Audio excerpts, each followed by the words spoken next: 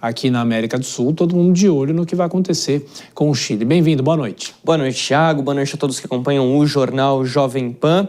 As pesquisas indicam segundo turno lá no Chile. Nenhum dos candidatos tem nesse momento, pelo menos de acordo com os levantamentos, a maioria dos votos para conseguir levar essa disputa já no primeiro turno, mas é bom a gente ficar de olho porque o voto no Chile é obrigatório, pelo menos nessa eleição será obrigatório pela primeira vez desde 2012. E aí o número de eleitores indecisos é considerado nesse momento muito alto, às vésperas da eleição. Ou seja, a gente pode ter alguma mudança, pode ter alguma surpresa. Vamos dar uma olhadinha no que apontam as pesquisas que a gente trouxe aqui. Segundo a agência de notícias Reuters, a candidata do governo, Jeanette Jara, ela está aqui com cerca de 26% das intenções de votos. Ela é seguida por José Antônio Kast, deputado do Partido Republicano de extrema direita, está aqui na segunda posição, aproximadamente 20%. E aí você tem outros dois candidatos também da direita na margem dos 10%, 12% e uma quantidade considerável de indecisos aqui também batendo 10%. Ou seja, você pode ter alguma mudança, seja para algum candidato que de repente pode surpreender e levar no primeiro turno, seja nessa expectativa aqui em relação aos dois candidatos que irão para o segundo turno, que deve ser realizado em 14 de dezembro. A gente lembra que o presidente Gabriel Boric não pode disputar reeleição, um presidente no Chile não pode disputar a reeleição, então por isso ele mandou Jeanette Jara, que é centro-esquerda, ela é ex-ministra do Trabalho, foi ministra do Trabalho nessa atual gestão, e José Antônio Kast, candidato derrotado nas duas últimas eleições presidenciais, é deputado e tem um passado um pouco nebuloso, porque o pai dele é alemão e enquanto ele morava na Alemanha, antes de emigrar para o Chile, era membro do partido nazista, literalmente, o partido nazista aquele mesmo de Adolf Hitler. E José Antônio Kast, inclusive, é um admirador, isso notório, do ex-ditador, o general Augusto Pinochet. Isso pesa bastante contra ele. Agora, quais são as prioridades dos eleitores chilenos e por que isso importa? É isso que a gente vai dar uma olhadinha a partir de agora. Aqui a gente tem um gráfico que compara as prioridades nessa eleição comparado com 2021, as últimas eleições presidenciais, quando a abstenção no Chile foi de mais de 50%, até por isso a volta do voto obrigatório, para que as pessoas de fato compareçam às urnas.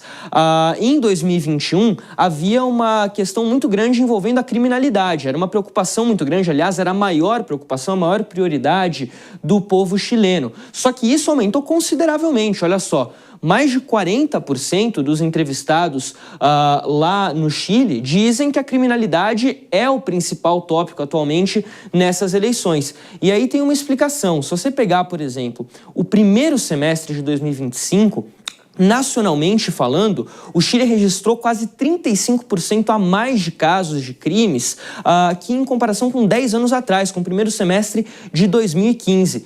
Na região metropolitana de Santiago, esse número bateu quase 40%. Então há uma preocupação muito grande em relação a isso. O que também pega muito no pé dos candidatos à eleição para a presidência do Chile, a questão da imigração. Em 2017, você tinha aproximadamente 83 mil imigrantes venezuelanos no Chile. Em 2024, quase 700 mil. E esses imigrantes, claro, trazem sempre uma série de questões sociais para você lidar. Uma delas foi a aparição do crime organizado com o grupo Tren de Aragua, que a gente tem ouvido muito falar por conta da questão dos Estados Unidos. Então é isso que a gente está de olho, mas as expectativas apontam para um segundo turno que vai ser realizado em dezembro. Em caso de segundo turno, Jeanette Jara é derrotada por qualquer candidato da direita, porque há a expectativa de que haja uma união dos candidatos de oposição e aí ela seria derrotada. Perfeito. Fabrício Naitz, que você continua aqui com a gente, porque a gente vai seguir nesse tema. O nosso entrevistado agora é o jornalista Humberto Frederico, que participa como observador internacional lá no Chile. Tudo bem, Humberto? Bem-vindo, muito obrigado por nos atender. Tudo bem, boa noite. Estamos aqui no Chile vivendo aí um pouco dessas eleições presidenciais, né?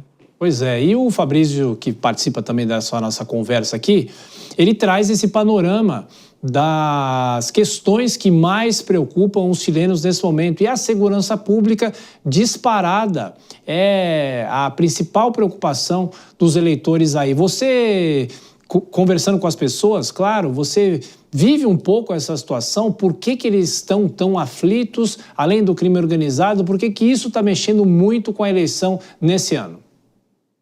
Totalmente. Você percebe que o assunto de segurança pública é a grande pauta da eleição presidencial aqui no Chile. Todas as pessoas com que você conversa, os chilenos e também os imigrantes, todos eles falam sobre a questão da segurança pública. Esse foi o principal tema da oposição, né, para poder falar sobre esse assunto. E também existe um combate muito grande na questão imigratória, né? Se percebe que o chileno, ele, e logicamente que por conta da narrativa colocada dentro da eleição presidencial, o chileno junto com a questão da segurança pública, ele traz a questão da imigração. Ele coloca a culpa quase que totalmente no número de pessoas venezuelanos, colombianos, haitianos que foram para o Chile nos últimos anos devido à sua boa estabilidade econômica. É um país que, comparado ao Brasil e outros países da América do Sul, tem um índice de criminalidade muito menor, né? Porém, mesmo assim eles tratam isso como uma questão principal. Ontem eu estava na praça, no centro, aqui em Santiago, e, por exemplo, eu vi um assalto, né? E policiais correndo atrás desse assaltante, e todos falavam em volta, né? Falando, tá vendo? É estrangeiro, estrangeiro. Então, essa é a principal pauta, o que não foge muito do Brasil, né? Eu estava vendo uma pesquisa da Quest e a entrevista do próprio Felipe Nunes, também trazendo essa questão que o presidente Lula tem sofrido um pouco de dificuldade de crescer dentro do centro, justamente por conta da segurança pública. Então, quando a gente analisa a eleição chilena, ela traz muita similaridade para 2026 dentro do Brasil. Humberto, Fabrício Naits que faz a próxima pergunta. Fabrício. Boa noite, Humberto. Se a gente voltar um pouquinho no tempo, falar de 2021, quando Gabriel Boric foi eleito, uma das promessas de campanha dele era levar à frente a reforma constitucional do país, né? Reduzir a questão da desigualdade social, ter uma Constituição mais moderna, mais, digamos assim, democrática, cidadã, porque a Constituição chilena é da época do Pinochet. Só que esse projeto acabou sendo enterrado com o tempo. Os deputados chilenos não conseguiram chegar a um acordo em relação a isso. Como que você tem visto essa questão no Chile atualmente e se há a possibilidade desse debate voltar à tona nos próximos meses? Vai voltar à tona, e o Boric ele enfrentou uma dificuldade, né?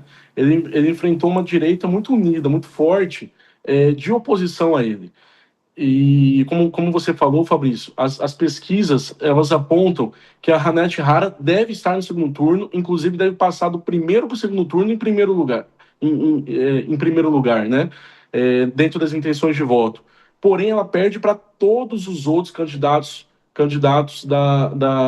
da direita. Isso mostra, na verdade, que a direita ela trouxe muita dificuldade para o Boric durante o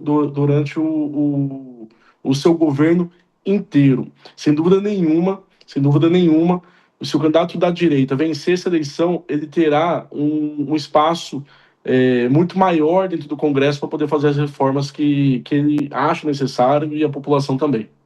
E, Humberto, não tem mesmo cravar favorito e, claro, no segundo turno as projeções ficam mais fáceis, né? Porque o próprio Fabrício explicou para a gente que os candidatos de direita se unem, né?